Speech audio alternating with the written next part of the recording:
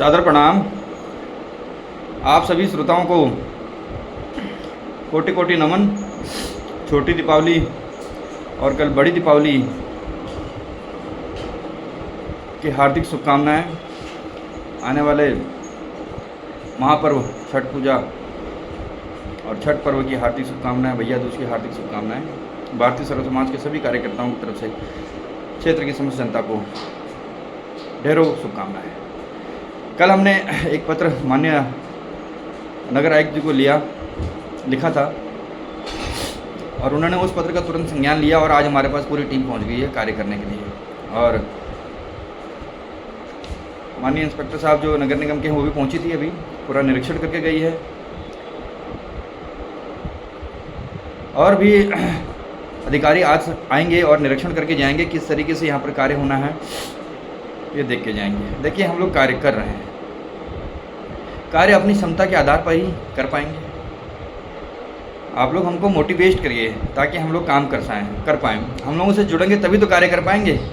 केवल WhatsApp group में लिखने से काम नहीं होगा। दिल के अंदर मनसा कुछ और है, बोल कुछ और गए हैं, कर कुछ और रहे हैं, तो ऐसे नहीं। एकाग्रता से आपको हमारे साथ जुड़ना होगा। जो आप बोलते हैं वही आपको करना होगा, जो आप करते हैं वही आपको सोचना होगा।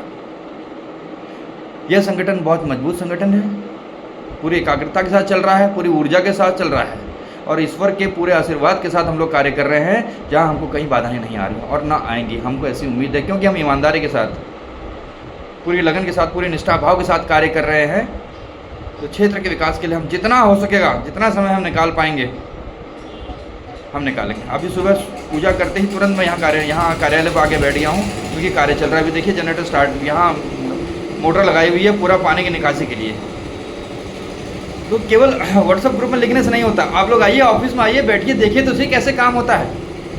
भाई पत्र लिखते हैं, समय निकालते हैं, अधिकारियों से मिलते हैं, जाते हैं, अपना तेल खर्चा करते हैं, किसी से कोई पैसा नहीं लेते हैं। हमको कोई इलेक्शन नहीं लड़ना है, हमको कोई विशेष उपलब्धि नहीं चाहिए।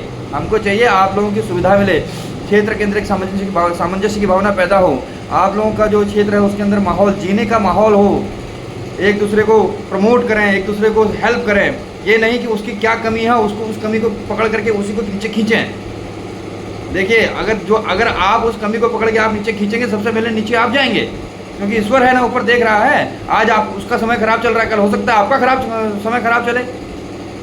तो ऐसा माहौल ही क्यों बनाना है कि एक दूसरे की खींचातानी करें। ऐसा माहौल बनाना है कि अगर दूसरा आदमी प्रॉब्लम में है तो उसकी प्रॉब्लम का समाधान कैसे करें ताकि कल के दिन आपके ऊपर प्रॉब्लम आए तो वो आदमी खड़ा रहे आपके पास।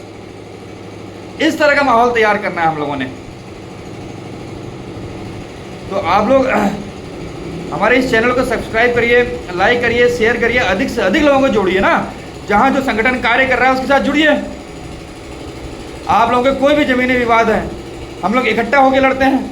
जो लोग आपसे पैसा उगाही की बात करते हैं, अगर आप इकट्ठा होकर के लड़ेंगे तो आपसे कोई पैसा उगाही नहीं कर पाएगा, आपके ऊपर कोई पत्र नहीं लिख पाएगा।